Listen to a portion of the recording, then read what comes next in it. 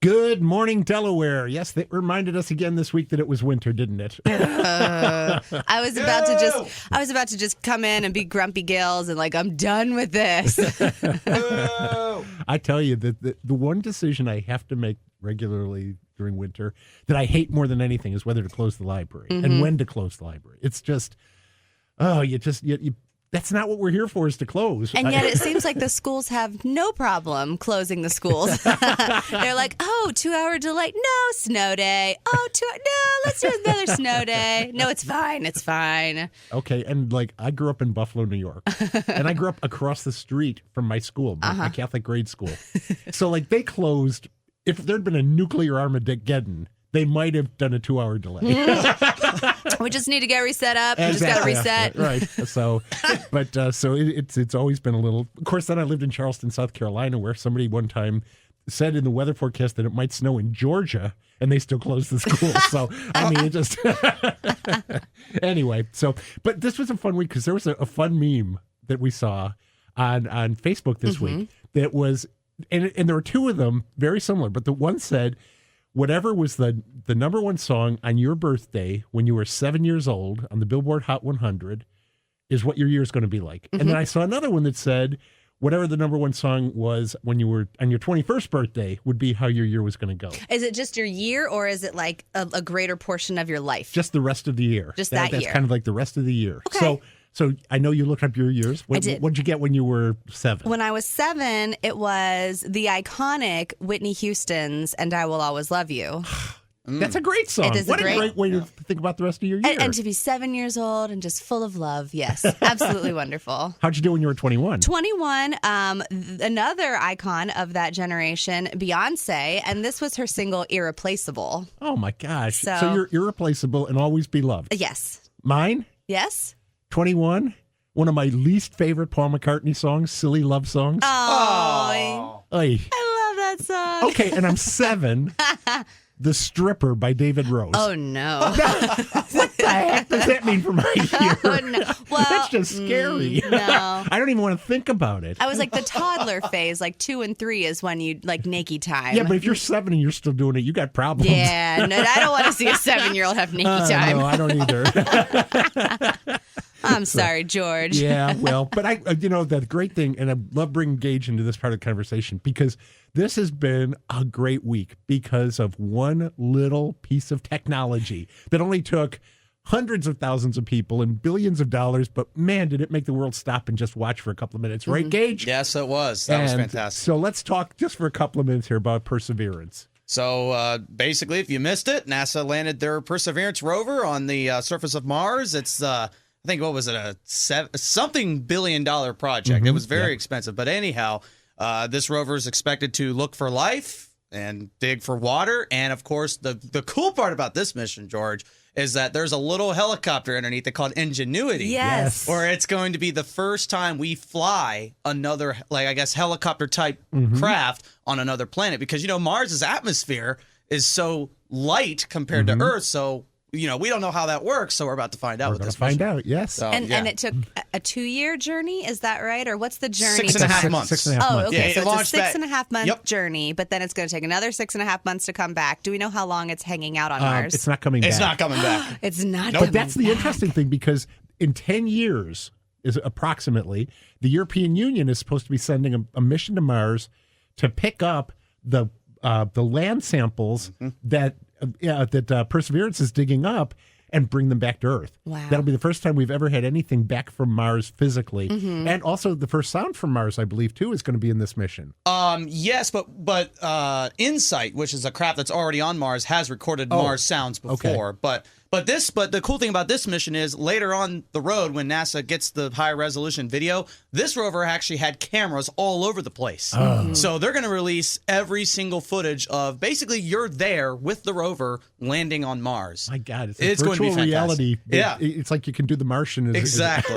Yeah. Exactly. I think that is just so amazing. And and to think you can shoot a craft that far.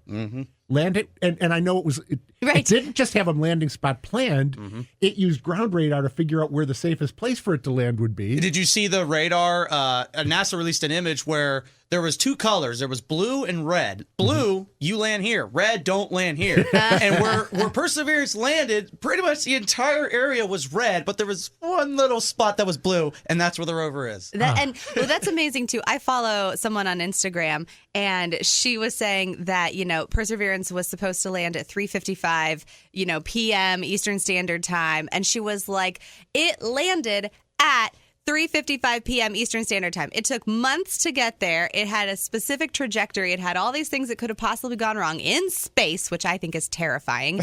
And it was going to land at exactly 3:55 p.m. She's like, I couldn't even make a hair appointment at 3:55 p.m. I was thinking you can't fly from here to Atlanta and be anywhere near that close to being on time. And the terrifying part is that it takes 11 minutes for a signal to get back from Mars to here. So by the time we go, oh, look, parachute deployment, the rover's already on Mars. Right, yeah. It just takes us a while to figure out. Right. Yeah. Oh, I did know that from The Martian. Yes, right. From the Andy Weir book, yeah. Yep. So I love the 7 minutes of terror, though. That's right. When you don't 7 minutes know of what's terror. going to happen. Yeah, So a lot has happened. It's just, I mean, it was the kind of thing that just made you stop thinking about all of the political crap and about the COVID and everything else and realize just how amazing human beings really are. Yeah. It's great. And I think if they actually do find some track of life there, that there had been life on Mars, that when they start digging into this dead seabed and start seeing fossils, that's going to really, that's a Copernicus moment,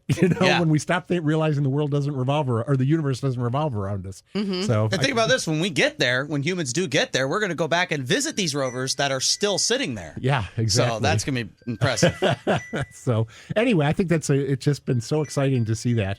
So, okay, you got a call coming in here? I don't think that's me. I don't know what that little beautiful chirping is. It is a beautiful chirping, that's me. Sorry about that. It's Percy paging George. You got that right. We actually just set up our phone system at the library so that I get my calls at my desk come through my cell phone, and that was what this is. And that's our board president, Michael Butler, who should know better that we are on the air right now. So I'll give him a little. I'll raise him a little cane when I talk to him later. So Get the George talk. and actually, I should have given myself the George talk because I usually turn this thing off before I come into the studio. So it's a very pleasant ring. So you got a book, an audio winner. Yes. So this is nominee. This is an Audie's nominee. It's in a finalist list, and I listened to it, and it is called. Let me pull up my library, and so I can get all of the good details. It's called "When You Finish Saving the World." And this is written by Jesse Eisenberg, who, you might know him from the social experiment, the social network. Yes, thank you. It's really, Jesse Eisenberg has a very specific style of delivery. I haven't researched him very much, but he can play a character who would be on the spectrum very well.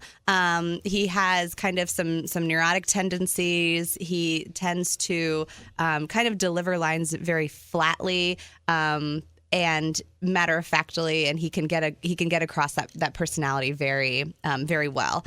And so he wrote this book, When You Finish Saving the World. And what I will say about this is, because it's an Audible original, you can't get it anywhere other than Audible right now, which kind of stinks. I would love to, Bad hope, Amazon. Yeah, I would love to hope that one day it's going to be on a CD that you could be able to check out from the library or play away or something else like that. In the meantime, you would just have to download it from Audible. But what the idea is it is a kind of a 3-act play, a 3-act drama, and it comes from 3 different perspectives. We have Nathan, Rachel, and Ziggy. And Nathan and Rachel they each narrate their own act. And so we start with Nathan, and he basically is sending recordings to his therapist in between weekly meetings with her. So he has a meeting with her every other week, and then on the off week, he does a recording. And the whole reason that he's doing these meetings with this therapist is because his wife, Rachel, has just had a baby, and she is criticizing him of not connecting with the baby. And even early on in his recordings, he calls his own child, who is 6 months old, it. you should probably call your child like he or she or by Or their even name. by their name, yeah, right. One of those things. And he just keeps calling it the baby, and it is always doing this and it is always doing that. So yeah, you can get that he's not really connecting. That reminds me of that movie, It. Yeah. Less terrifying, but still necessary. You do need to connect with the child.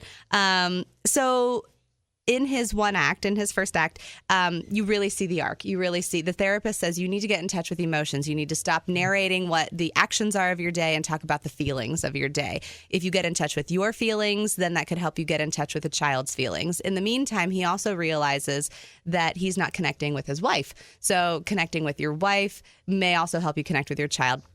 You see this really beautiful arc in his storyline. Then, Act 2, we jump to Ziggy. Ziggy is the baby who we know at 6 months old in the first act. And in the second act, we meet Ziggy, and he is 14 years old. And he has school-mandated counseling because he punched a kid. And it's in the future. It's 14 years in the future. And everything in the school, not everything, but things in the school are automated. And so he has to go and he has to sit in this, like, sound booth basically and hit play and record his feelings. And he's like, I don't know what I'm supposed to do. I guess I'm just going to talk. He immediately comes off as this privileged, pompous, 14-year-old who thinks that the rules don't apply to him, which is probably true of most 14-year-olds. Right. And he, he's doing all of these backhanded, selfish things that he thinks are really giving for other people. Like he likes this girl. She wrote a poem. He took her poem and then he wrote it into a song without asking her permission, which could come off as a sweet gesture if he just went ahead and played it for her.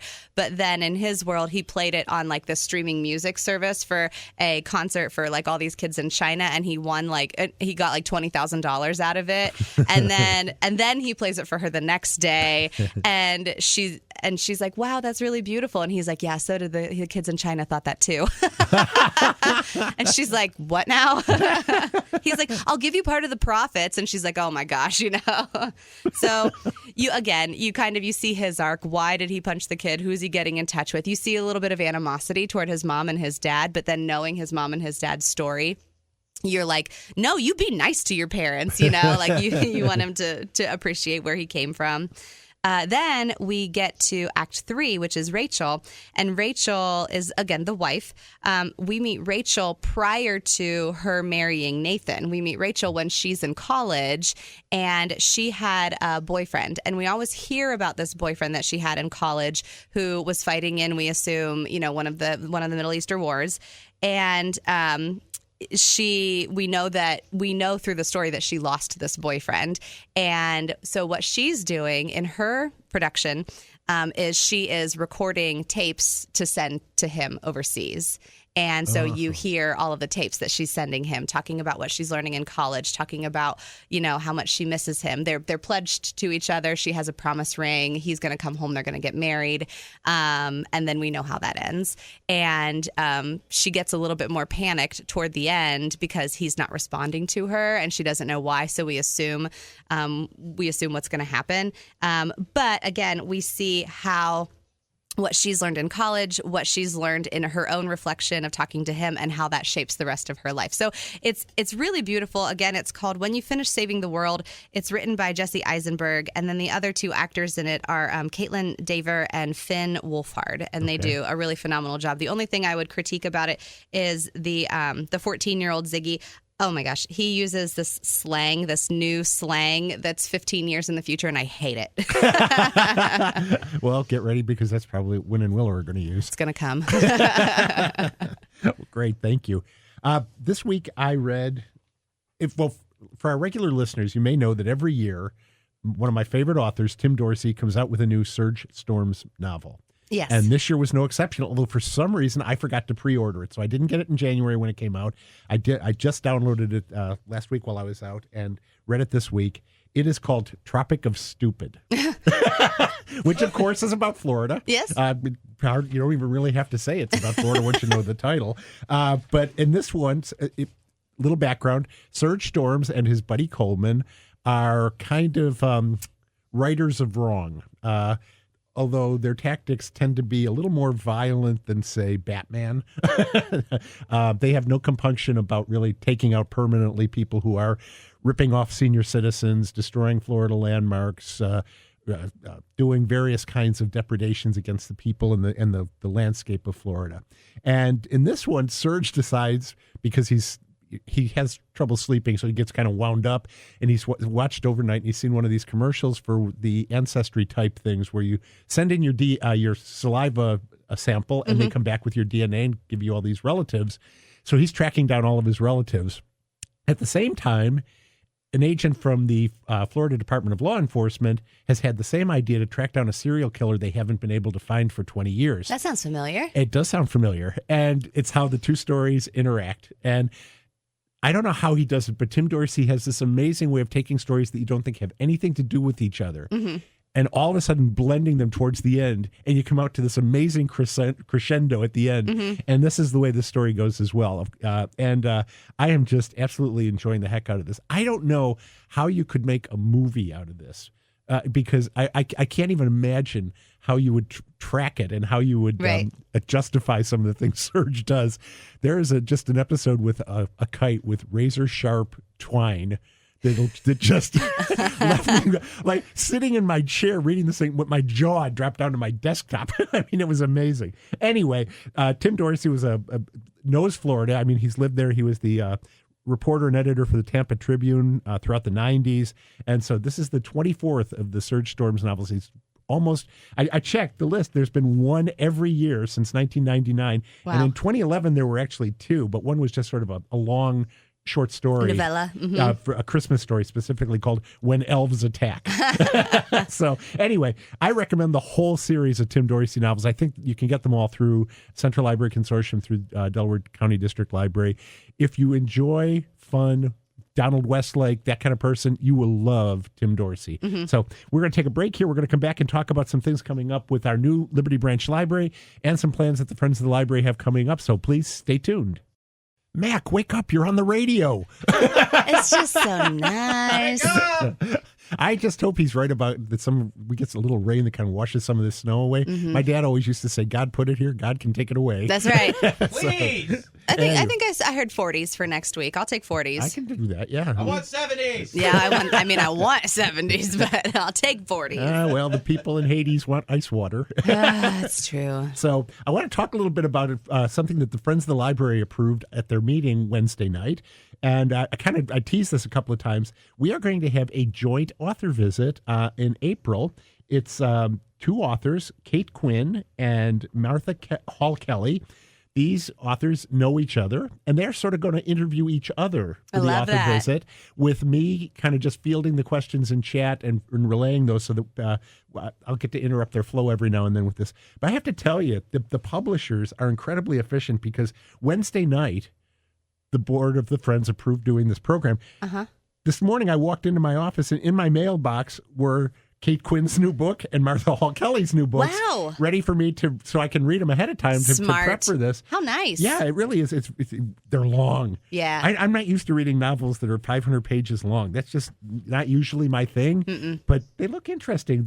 Kate Quinn's new book is called The Rose Code, and it's about the code breakers at Bletchley Park during World War II who work with the Enigma machine and start to break the codes there, but then after the war get called back to find a spy. Ooh. And then Martha Hall Kelly's Sunflower Sisters is set in, it looks like, just from what I'm looking at here, probably the 1800s. Colonial America, yeah. Yeah, so it just looking at the graphics, there's not as much of a summary of the book on this one. But anyway, this should be a lot of fun. So again, this is going to come up on April 28th, I believe it is. Let me just check my notes here. No, April 29th, Thursday.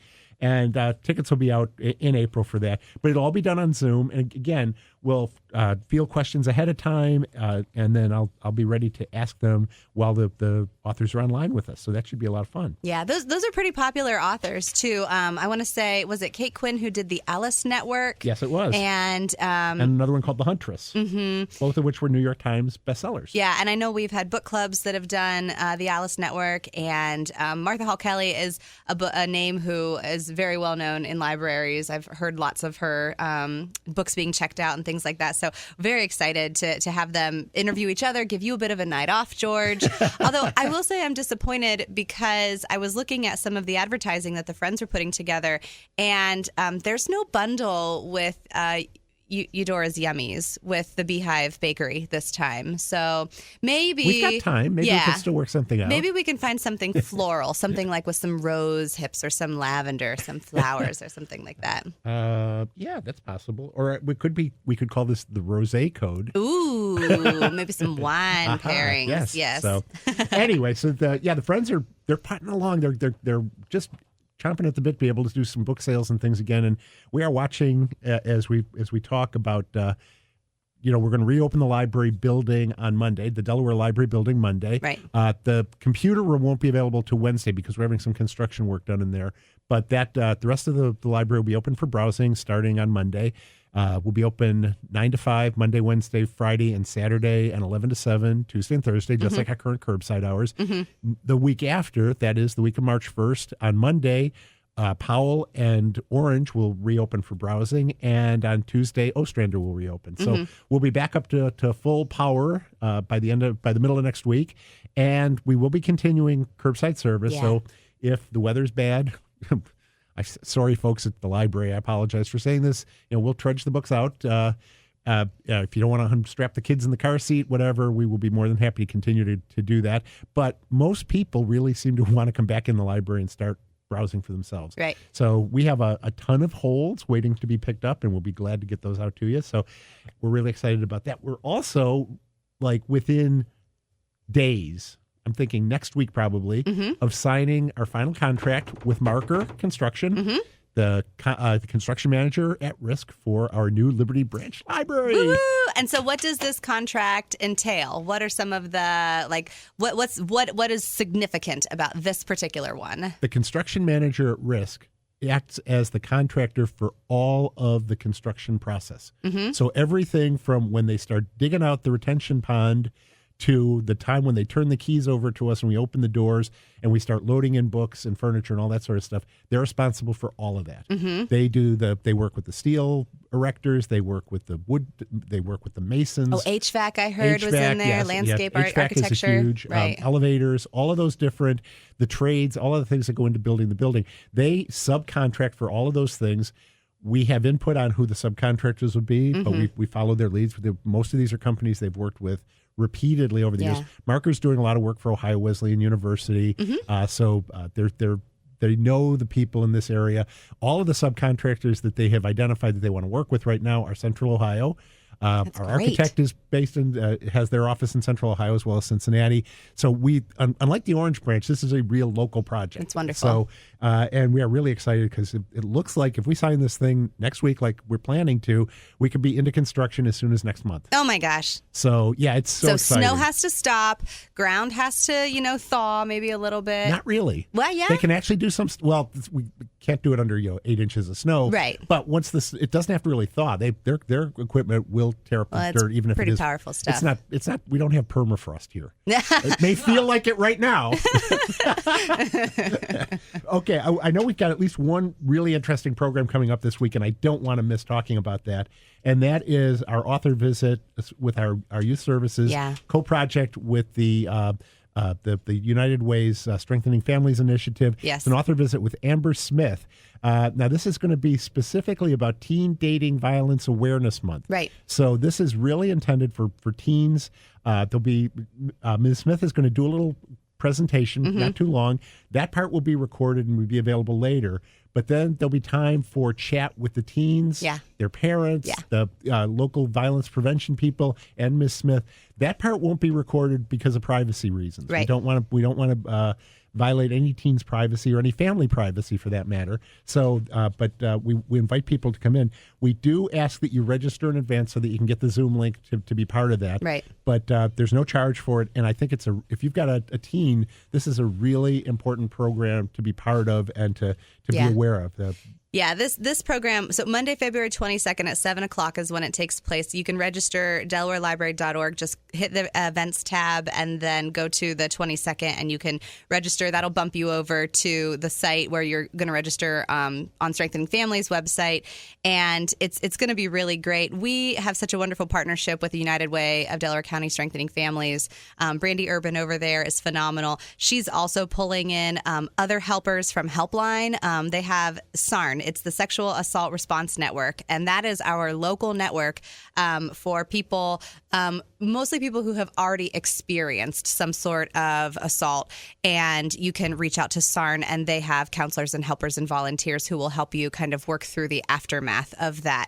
But then I think, there's going to be resources that are available for prevention at this discussion.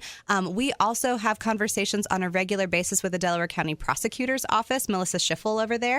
And Melissa has wonderful things on her Facebook page. If you go to the Delaware County Prosecutor, Melissa Schiffel's Facebook page, they have a list of resources pinned to the very top of their page that is all about what you can do to make sure that you are safe in your relationship. So if you need to issue any sort of like a stalking order, or if you need to issue just anything to keep yourself safe in your relationship or safe out of an unsafe relationship, her page has all of that information there. So this would be great for parents, great for teens. It's mature content, so ages 14 and up. And really, if you have teens dating younger than that, you're probably like sitting beside them while they're sitting beside their boyfriend. So, we would hope. Yeah, so this is for teens as they are gaining independence in their dating lives. Right, great. So, looking forward to seeing you back in the library next week, and then in the other libraries the following week. So thank you for your patience with us. Thank you, Nicole. Always a pleasure. Gage, thank you for being part of the conversation. Your excitement Mars. about NASA is always fun to talk about.